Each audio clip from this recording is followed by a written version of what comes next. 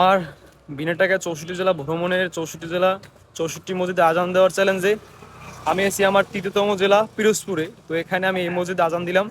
এখন আমি যাবো আমার 14তম জেলা বাগেরহাটে।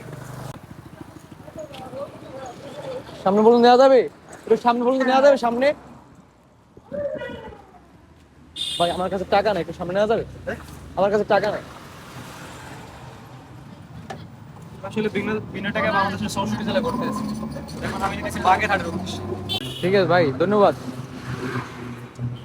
আসলে ভাইয়ের সাথে প্রায় 10 কিলোর বেশি আসছি। এখন আছি আমি বাগেরহাট জেলায়। তো সামনে বাগেরহাট সদর। আল্লাহ ভরসা, এখন দেখি আমার থাকার জায়গা আগে ঠিক করা লাগবে। অলরেডি সন্ধ্যা হয়ে আসতেছে। আপনি কি বাগেরহাট যাবেন?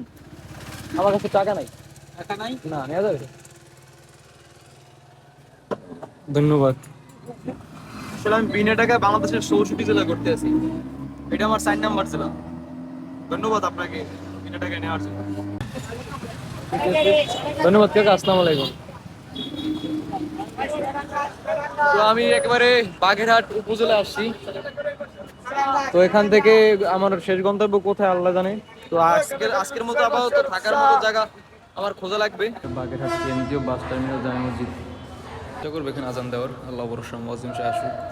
আসলে এখানে আজান দেওয়া যাইতো, এই কাকার আমার সাপোর্ট করেছিল, কিন্তু হুজুরের একটা কথা, এখানে আসলে বাস টার্মিনাল তো, আর আমার যদি পোশাক পাঞ্জাবি হইতো বা অন্য কোনো ইসলামিক ধার্মিক পোশাক হইতো তাহলে দেওয়া যেত।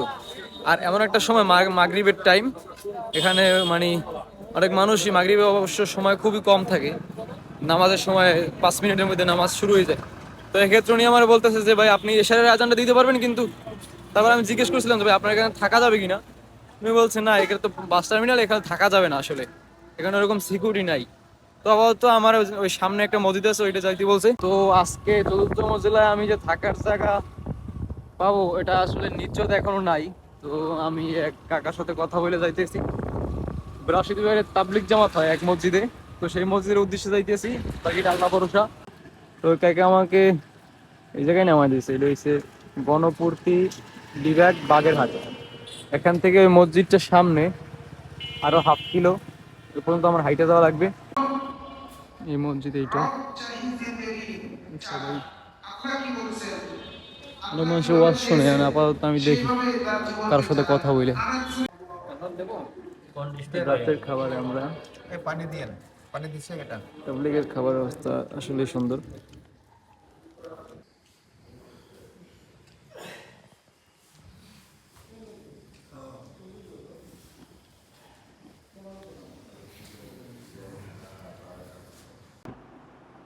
মংলা বাস স্ট্যান্ড মসজিদ, এনএক জামে মসজিদ। এখানে ইনশাল্লাহ আসরের আজান দিব, তারপরে আমার গন্তব্যের স্থানের দিকে যাবো। তো আমার হাতে সময় ছিল 1 ঘন্টা। এ ফাঁকে আমি ভাবছি যে আজকে তো গোসল করা হয়নি, গোসলটা করে নিয়েছি এখানেই। তো এখন সময়ের অপেক্ষা, 4টা 45 আজান, 5টায় জামাত।